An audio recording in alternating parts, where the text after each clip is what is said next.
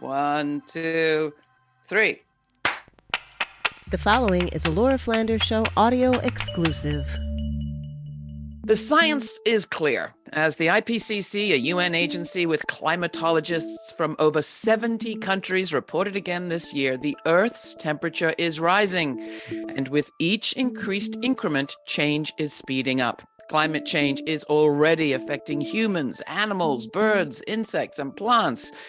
As the directors of Greenpeace told this program last year, we simply cannot afford any new fossil fuel development, period. And yet, while the Biden administration claims to be dedicated to being a global leader in climate action, it is simultaneously greatly increasing oil and gas exports across the planet. And in just the past few weeks, the administration has allowed the controversial Willow oil drilling project in Alaska to go forward and given the green light to the auctioning of an area roughly the size of Arizona in the Gulf of Mexico to offshore oil and gas drilling. It is one heck of a time to be taking over the leadership of one of the oldest and biggest environmental organizations in this country. But that's just what our guest today is doing. He comes to the Sierra Club not only as it's facing all that I've just mentioned, but it's also reckoning with the racism of its founder back in 1892 and its own history of, let's just say, not to put too fine a point on it, whiteness. Ben Jealous was the national president of the NAACP from 2008 to 2013, its youngest leader at that time.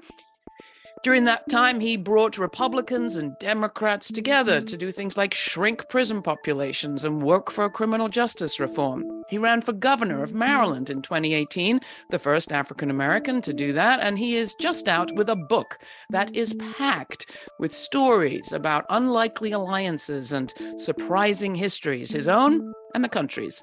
The book's title is Never Forget, Our People Were Always Free. The man is Ben Jealous, and I am very glad to welcome him to the Laura Flanders Show as my guest. Hi, Ben. How are you? It's always good to be with you, Laura. Thank you for having me. Now, a lesser person might feel somewhat daunted to be taking over a major environmental organization at this moment. How are you feeling? I'm feeling good. I'm excited. This organization, the Sierra Club, one of the two main organizations of my childhood, the NAACP being the other, is everywhere. And that means that we're always in the right place at the right time to do the right thing. It's exciting to be taking over the leadership of an activist army that's so huge.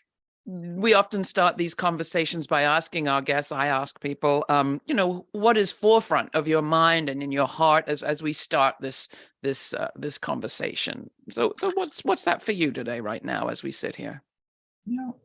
We are at a moment, call it our anti-NAFTA moment, when we can actually envision, because we have the technology, we have the demand, we have the money to build an economy that brings back manufacturing, that creates millions of jobs here, that delivers vehicles at a lower and lower cost as demand meets supply, that costs a fraction of what the gas automobile in most folks' driveway costs to power and maintain.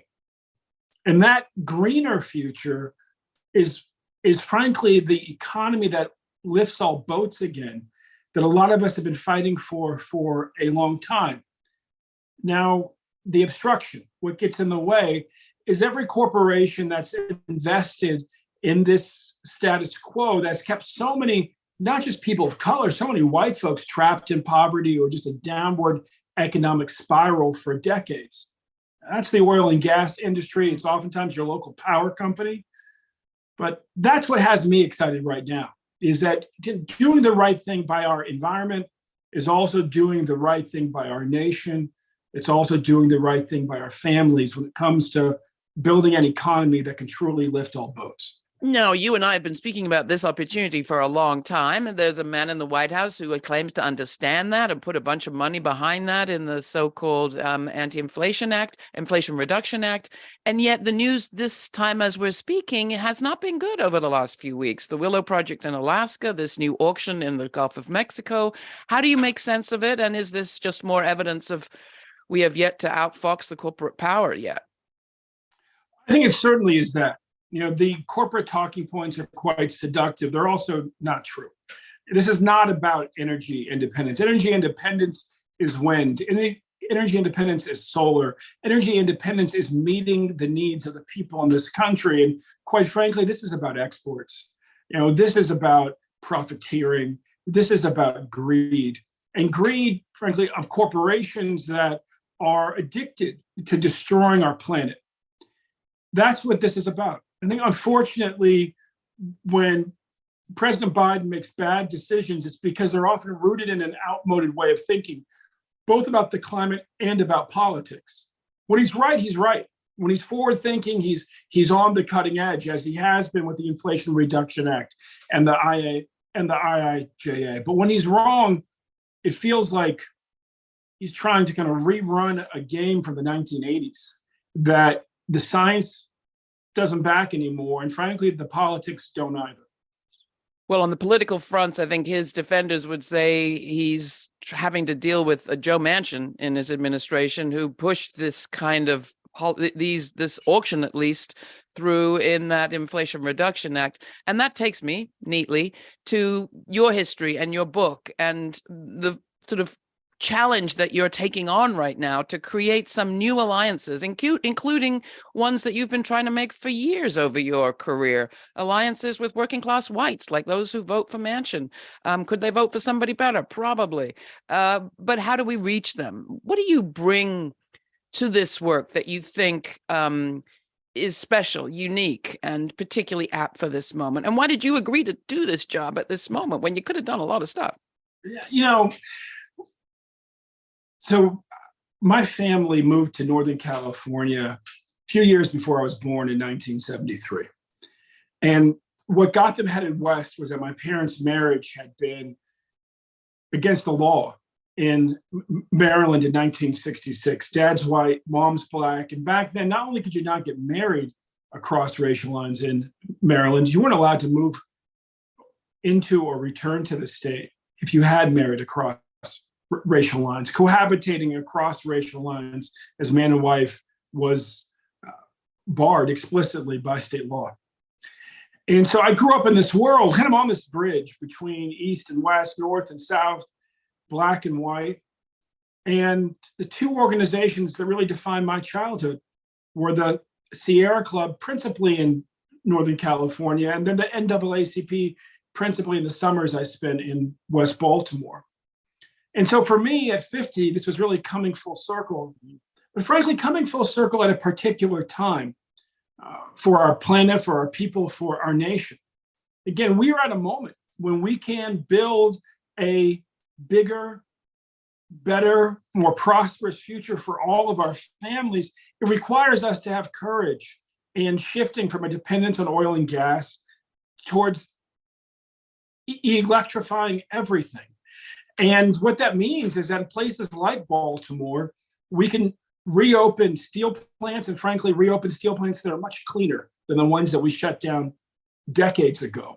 And we can dream again of bringing back manufacturing. And even though that manufacturing might not be as mighty as it was before because of AI, et cetera, it's still substantial. And it means lots of jobs for people who don't have college degrees. And so for me at this moment, coming to the Sierra Club is really not just coming full circle in my own life, but the two great passions of my life, civil rights and the environment, frankly, justice for working people and the environment all coming together. Lord, the last time I was out on the stump for an environmentalist organization, I was 20 years old and I was the Student Environmental Action Coalition's national speaker against NAFTA, touring the country. Back then, we sounded like Chicken Little. The hard part is that we were right. 63,000 American factories were shut down. Our pollution was exported to places that don't regulate. We thought it would be Mexico. It turned out to be China. So much worse in so many ways, both for geopolitics and for the environment. Well, this time, I'm excited that it's, like I said, it's kind of this anti-NAFTA moment. It's this moment when we can build the green economy of the future and really provide not just relief, but good jobs to families that have been yearning for them for a very long time. Can we do that without retreating into total nationalist protectionism? Absolutely. I mean, it's just common sense around our carbon footprint that we shouldn't be making everything in China and shipping it across the Pacific on a barge. It's kind of ridiculous. We can build stuff here, and I don't think you have to be a protectionist to take pride in the fact that our country used to make stuff, and that there's a lot of families who are a bit lost in our economy unless there's a factory to report to. I mean, it's just frankly pragmatism that we should make stuff in this country, and that a lot of communities would be better off if we did. Those 64,000 factories, that's roughly one for every town and city in our country.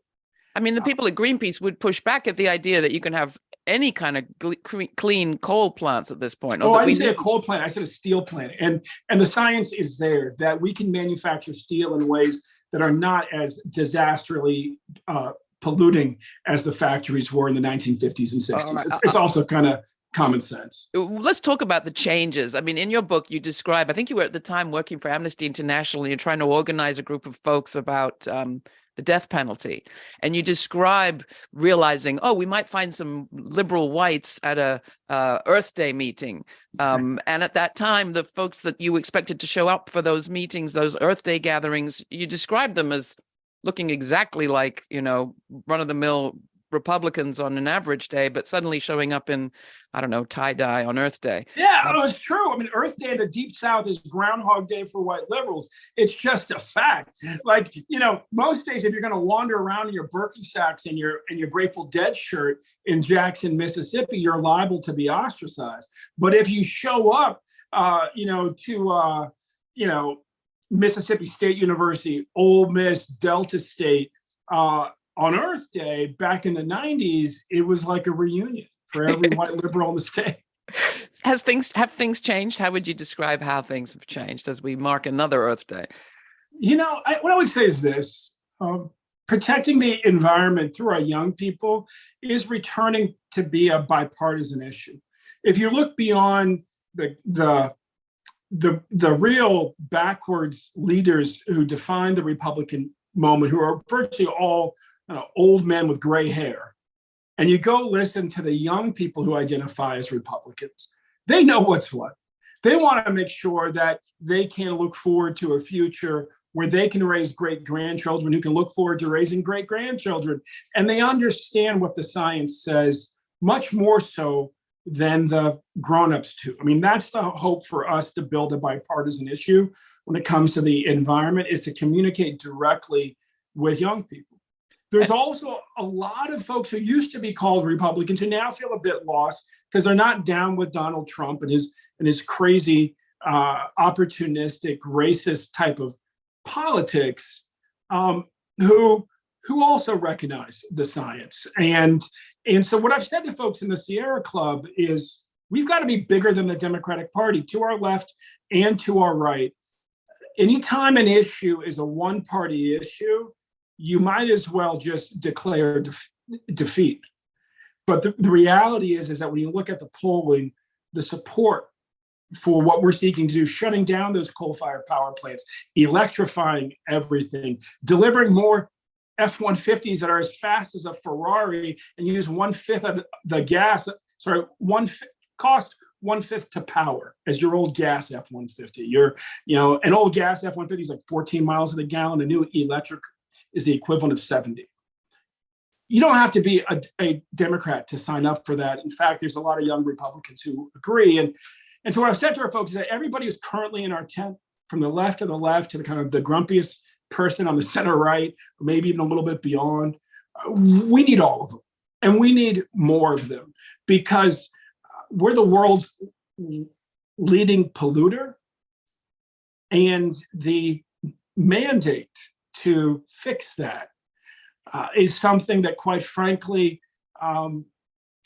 doesn't really know any party. I mean, that's just a moral, scientific mandate of this moment. And anybody who's down for that, we need in the Sierra Club right now, because we've got to, frankly, we've got to deliver supermajorities in the Senate. You talked about how Joe Manchin, the real problem there is his addiction to corporate largesse for his brand of politics.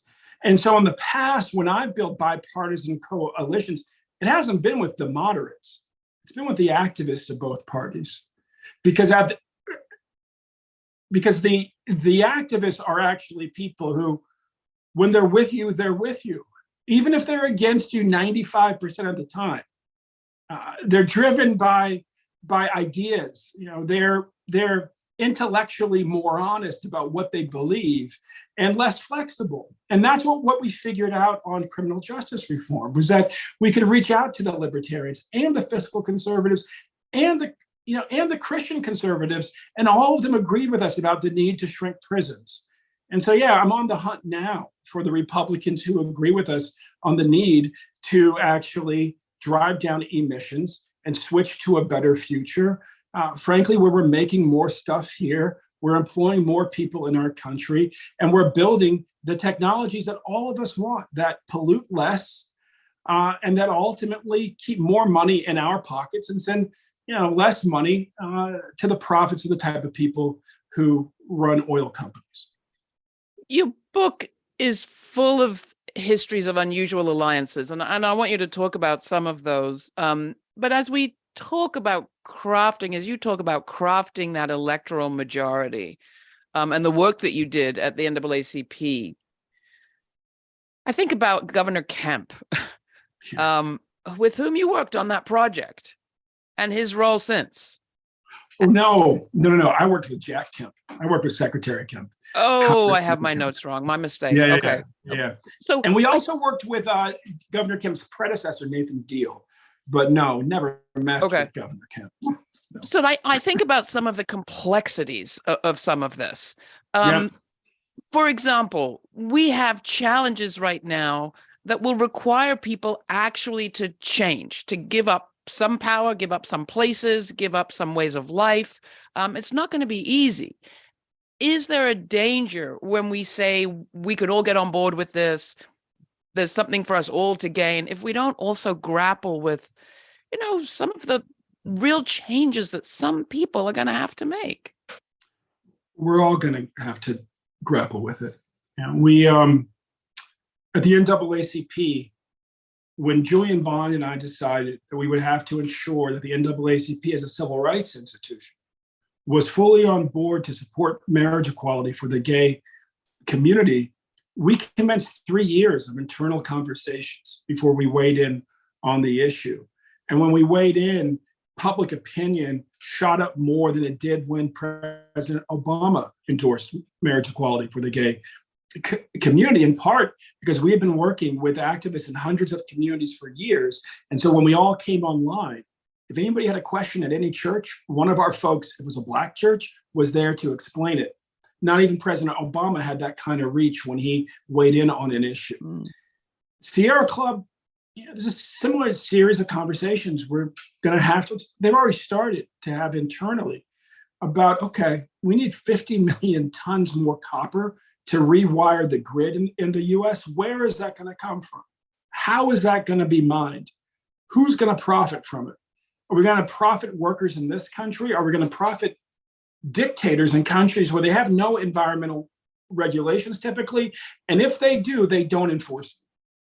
And they use those funds to persecute environmental activists in those countries. Those are real conversations that we're going to have. Now, there's some things we will never waver on. We will never waver on shutting down coal-fired power plants. We will never waver on, frankly, fighting big oil and big gas at every turn, because they obstruct our nation from a better future, and they promise to destroy humanity. Quite frankly, the planet will survive, but people won't if things keep going the direction that they're going. So we will fight them fiercely. At the same time, we have gotten very used to saying no to everything. And the reality is we don't just show up with carrots. So we don't just show up with sticks anymore. We show up with carrots. Mm-hmm. We worked hard to pass the Inflation Reduction Act. We worked hard to pass the infrastructure bill. And then there's more than $1 trillion for fast tracking, for supersizing green industries in this country. And yes, that means that we're going to have conversation about where do the factories go, and where do we get the necessary minerals from, and where do we put the solar panels, and where do we put the wind farms, and where does that transmission line run? And those are all conversations that are already happening inside the Sierra Club, and that we're preparing to have even more robust conversation about in earnest, because we're the ones who've been fighting to deliver this green future for decades, really for more than a century. And now there's a responsibility to help ensure that the nation gets it right, and frankly, delivers that cleaner, greener future just as fast as the planet needs us to, which is like yesterday. And racial justice, are there things that you have in your sights, ways that the Sierra, you're hoping the Sierra Club will change in order to be able to deliver that more effectively? Yes, in my book, Never Forget Our People Are Always Free, one of the things that I talk about is that Dr. King, when he was assassinated 55 years ago, April 4th, 55 years ago, his final lesson he was trying to teach us was that in addition to being the boot on people of color's neck, racism is also the old wedge from an old colonial system of divide and conquer. And that everybody who gets divided by that wedge is hurt because their political power is diminished. And so in the environmentalist movement, we have to recognize that Black people and brown people have always been the ones most likely to support environmental protections, and yet oddly excluded from the leadership of the green movement, and unfortunately not always feeling invited into green organizations. The nice thing about the Sierra Club is that it's done that work, and that from day one when I showed up, what I found was the most integrated, inclusive green, national green group in the entire country. I've toured more than a quarter of the chapters, and you see it on the ground. Black women leading chapters in places like Ohio, Washington State, and Alabama. Latino men leading in the Southwest and other places across the country. This organization has done hard work. It's profited from it by building a stronger mass movement organization. And I'm excited to expand that. And what's also clear, quite frankly, is that we also benefit from having older white men who are centrist or even center right. Because again, we got to get big ideas through a US Senate that requires a supermajority. And so we have assignments for the whole rainbow of supporters that we have, and people from the left of the left, again, to people who are right of center. What we really care is that you agree about protecting our wild places and ensuring that climate change stops, and that we, frankly, shift from a dependence on oil and gas to using renewables to power fire. That we shift from oil and gas to using renewables to power a new kind of grid in which everything is electrified and needless emissions have been stopped. Have any of those people come around? I know there were a few that got frustrated in the discussion around the history of the founding of Sierra Club and said, we're sacrificing our focus on the planet or on nature for political correctness or something. I'd say reckonings are always difficult. They're necessary. They're difficult. Reckonings during COVID, even tougher, even tougher. As I pulled people together in person, traveling across the country, I'd say everybody's ready to move forward. And honestly, as a former NAACP president who, in researching his book, had to wrestle with the fact that Robert E. Lee is my cousin, the reality is that we're all kind of more connected to these 19th century white guys than we'd like to admit. And in the panoply of American leaders in the 19th century, John Muir was among the best. Yeah, he talked like a 19th century white guy. That's clear. He was also, when he was writing his 1,000 mile walk to the Gulf, for instance, he was carrying the papers, the anti-slavery papers of Thoreau in his pocket. He was wrestling with and would ultimately evolve himself. He started off saying some things about Black folks and Native Americans that weren't so good. He ended up towards the end of his life in a much better place, celebrated by some Native American tribes who deeply appreciated his efforts to preserve places that were sacred to them, places that we are now in many states fighting to have returned to those Native American tribes for their control and their stewardship. And so, we are evolving. John Muir evolved. We all have to reckon with, quite frankly, not nice things said in the 19th century. And frankly, when we do, we all evolve that much faster. You dig up some extraordinary history. One story I didn't know at all, which was the story of one of your ancestors, Edward David Bland. Can you talk about him and what he did and with whom? It's kind of amazing. Well, I was racing to write this book because my grandmother was 103. She would pass at 105. And I was trying to get the manuscript in her hands before she died, as I did. But she was too weak to read it. So I started to read it to her. And I was trying to unravel these mysteries that she left us with. And one of them was, why was she more on fire to end poverty than she was to even end racism? And she had been a soldier in the war against both. But man, if you started talking to my grandma about poverty in West Baltimore, she wouldn't finish until she had talked about the poverty in the mountains of Western Maryland. Right. And what I ran into is that she was her grandfather's granddaughter just as much as I was her grandson. Her grandfather was a man named Edward David Bland. He had been born a slave in his uncle's house, his white uncle's house. We figured all of that. That's in the book too. And then when he left at 17, by the time he was twice that age, he was a major political leader in Virginia. And he would ultimately, after the end of Reconstruction, when the Black community was most vulnerable, had been fighting the Klan for half a decade, and the public schools that they had created, that Black leaders had created during Reconstruction, got the state to fund public schools for everyone, were under threat from the old plantation oligarchs who were ascendant now that Reconstruction was over. He found his natural ally in saving those schools in a former Confederate general named William B. Mahone, who was ultimately written out of the histories of the Confederacy for being a race traitor, because he would join up with my grandmother's grandfather, and together they would build a multiracial populist party, third party, that took over the Virginia government. But at first had been disparaged for being a class traitor, because at the time, the other Confederate generals were founding groups like the Klans, and the ones like General Mahone, who owned railroads, were putting down populist rebellions. But he reasoned that as a Southern railroad owner, he needed that populist support, something that, frankly, Norfolk Southern today could learn from.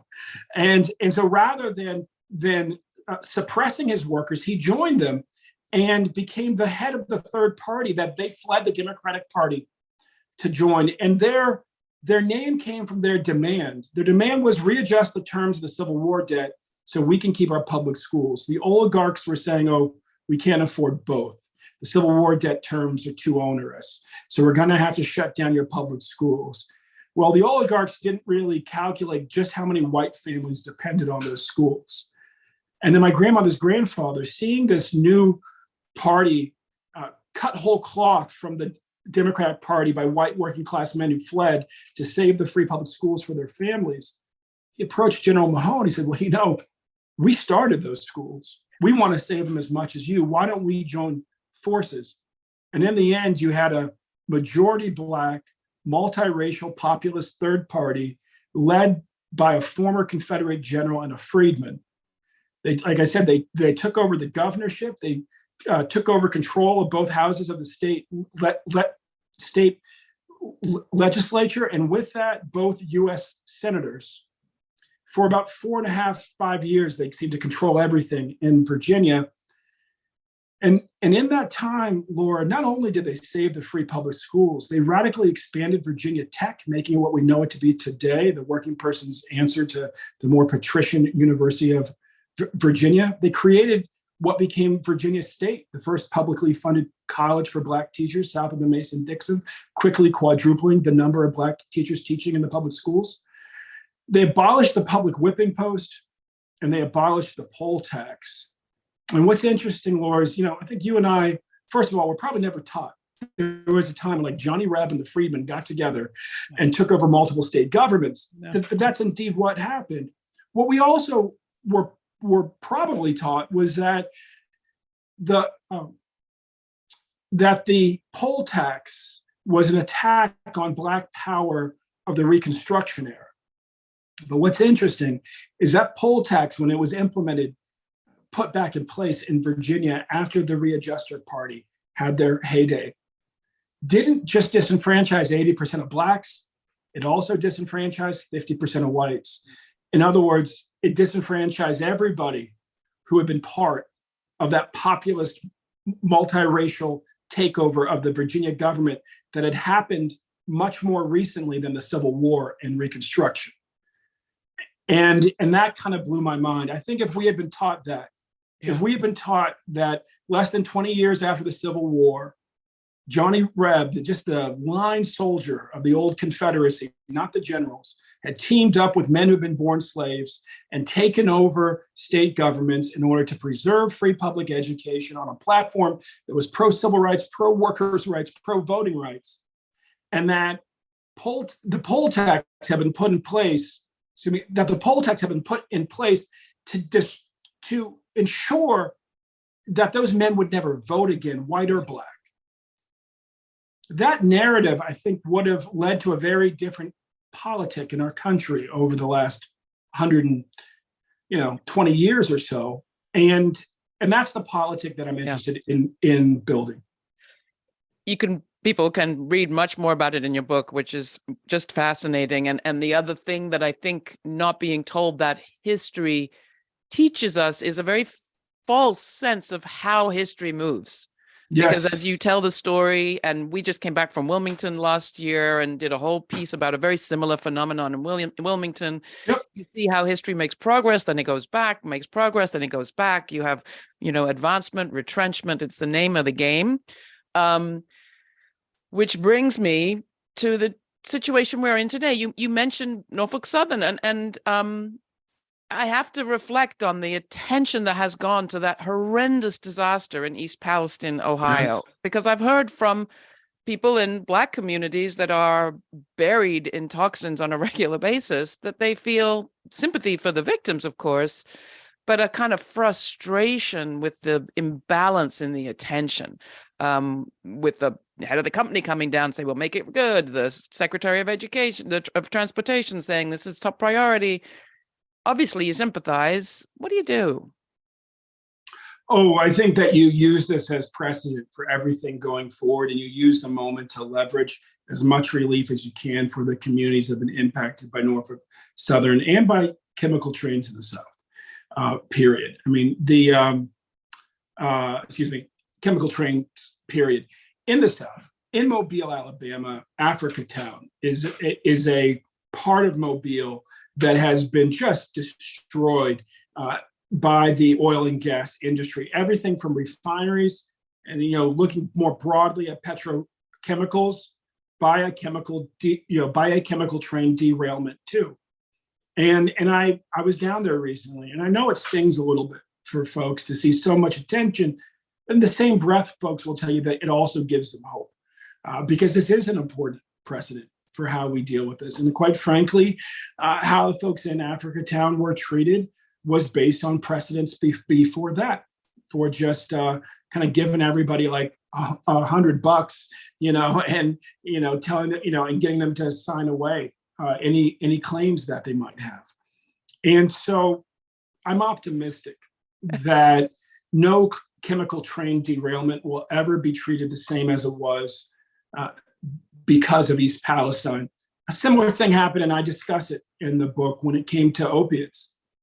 We We acted like opiate addiction was a criminal nuisance that could only be treated with prison. Frankly, until in the Midwest and in the Mid-South, white sheriffs began just publishing the photos of everybody who was dying from the overdoses, because there was such increases in multiple waves. First it was black tar heroin coming up from Mexico. Then it was all the pills. Now it's fentanyl. And they were burying classmates of theirs, and the politics weren't shifting. And so they just published the photos. And when people saw, quite frankly, in these white cities, in these white counties, as segregated as our country is these days, images of white people dying, it went from this is a criminal scourge to this is a health emergency. It went from we need to treat it with prison to we need to treat it with rehab. It's kind of a similar thing happening with East Palestine. And it always hurts when that's the reason that things shift. But once they shift, everybody tends to benefit. You have talked in this conversation already about the personal connection and your own personal history. And I think about how personally we need to take the emergency that we're in climate-wise. It sometimes feels sort of outside of ourselves. But one of the projects of the Sierra Club, one of them has been to reconnect people with nature and wilderness and a sense of what it's like to be in that environment. And at the same time, you have push from environmental justice leaders who say, the environment isn't someplace else, it's also right here. Mm-hmm. To me, it comes back to we have to love this place enough to do something as we change the anti-miscegenation laws, as we got gay marriage equality, as you mentioned, as we fought for civil rights more broadly. There's often kind of love at the root, not to paraphrase Che Guevara. But in terms of this question of nature, how do you think about it, and what are you going to be doing as you go forward to get out of this dichotomy of nature there or nature here kind of thing? Yeah, absolutely. If you could see not just the inside of my house, but where it's located, I live in a bird sanctuary on the edge of the Chesapeake Bay. And part of what gives me hope is that my son sometimes sees bald eagles as a nuisance out here, because a friend might come over with a small dog, for instance, and then they're worried this raptor is going to come down and have their poodle for lunch. And I had explained to my son, what a privilege it is to be worried about that, because when I was a kid with DDT, we were afraid all of our raptors were about to disappear. Not just the eagles, the osprey too. The osprey out here are like seagulls. And that gives me hope for humanity, that it may be that for my son, who long before he was the son of a guy running the Sierra Club, which is a black kid growing up in Maryland, his biggest existential worry was whether he should hope to have children, because he worries that humanity's days are numbered just based on what he reads in the newspaper, just based on what he sees online. And so my prayer as I take over the Sierra Club is that we can soon get our world to a place where our children's grandchildren will have no idea that their grandparents once feared human extinction the way that my son's grandparents and his dad once feared the extinction of the bald eagle. And cities, people who live in cities and say my environment matters too? One of the interesting things of the Sierra Club is we used to only do outings into the wild outdoors. And now we do toxic tours in many cities. And we're really helping to build a broader consensus. One of the things that we have to do as a movement is to, yes, talk about the local epicenter where there are cancer clusters, and then quickly generalize to the way that big oil and big gas drive cancer in places like Houston, far beyond that epicenter. It's just in the air. We visit a soccer field that's known to be a cancer cluster for children, and yet kids' teams play in that soccer field every weekend because of the amount of pollution coming from the nearby refineries. And so as an environmentalist group that is known for getting people into the wild, our membership is hugely concentrated in the cities across this country. And when you look at the work that we do, it mirrors that. And one of the things I'm most proud of is that over the last decade, the Sierra Club has become increasingly a trusted ally of environmental justice communities across the country. And that gives me hope. Almost 15 years ago, Laura, I launched the climate justice program of the NAACP in order to marry more closely together the traditional civil rights movement and the environmental justice community I had been in conversation with since I was a young student, getting kicked out for trying to stop my university from building a for-profit virus lab that the EPA said should not be in a densely populated area. And they, of course, wanted to put it on the site of Malcolm X's assassination in Washington Heights.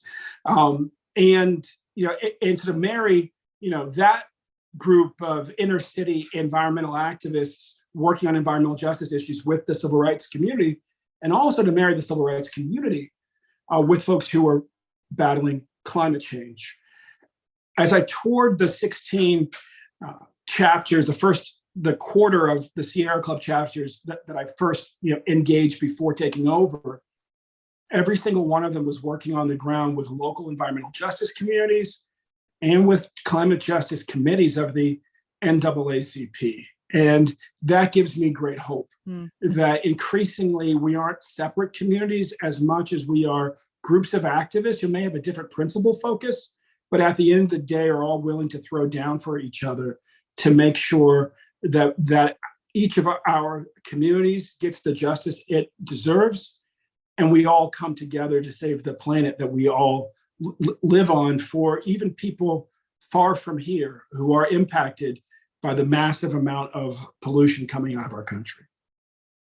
Is your mission still ending mass incarceration, as you wrote it down on that shed of paper years ago?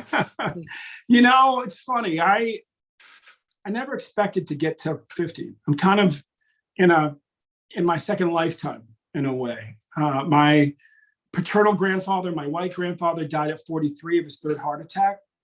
And when I stepped down at the NAACP, when I was 41, my blood pressure in the 6 years before that had gone from the mid-120s to the mid-180s and showed no sign of slowing down.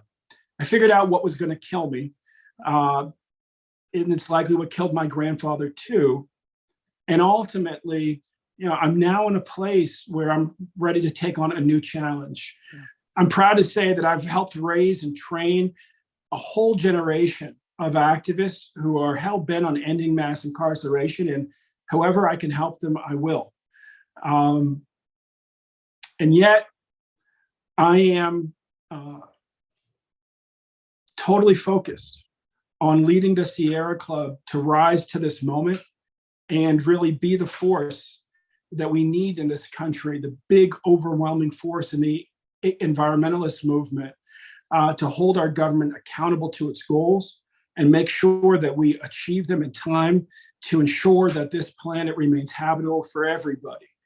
Lou Gossett Jr., my last NAACP Image Awards, pulled me aside and said, Ben, I've been in this racial justice movement my entire life. He said, brother, it don't matter who's in first class on a dead planet.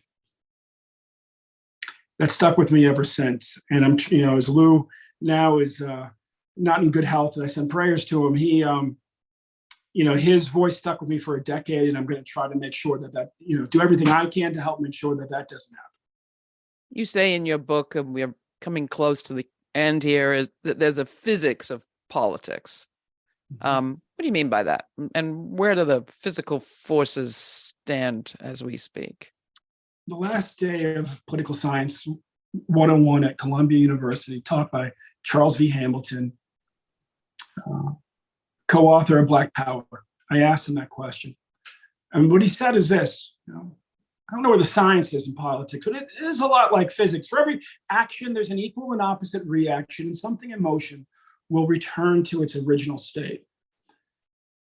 That first part, the kind of back and forth of politics, is what dispirits a lot of us. But that last part, that something emotional will return to its first state. It's original state. It's what has given me hope for decades and still does. Because what he was talking about was that the American struggle, the struggle for equality in our country, started with indentured servants and from Europe and enslaved people from Africa, and some say even some Native Americans joining forces to fight plantation oligarchs and horrible colonial governors together without regard for any crazy, notions of race, rather recognizing their common fraternity, their common sorority of humanity. And if that's where the struggle started, he reasoned, then that's what we're headed back to. And that's what I'm eager to get to. And that's what it's going to take, honestly, to really assure the preservation of humanity on this planet. The reality is that race, as Dr. King tried to teach us at the end of his life, is also a wedge used to divide us. And when we are divided, we all lose. And the battle to save the planet, like so many other battles, as you know, Laura, is a battle of organized people against organized money. And organized people can win every time, but we got to be organized. We got to come together. We got to do that in bigger and bigger numbers. And that means that old wedge, we got to learn how to work across, how to reach across, how to not pay as much attention to in the moment that we all have to come together to win. Not let old biases or, or stereotypes hold us back from securing a better future for all our kids. If people want to know more about that anti-colonial rebellion period, the interviews that I've had the honor of doing on this program with Peter Linebaugh, the author of Multi-Headed Hydra, about the motley crew that I embrace as my own personal pack, well worth a look at and can be seen in our archives.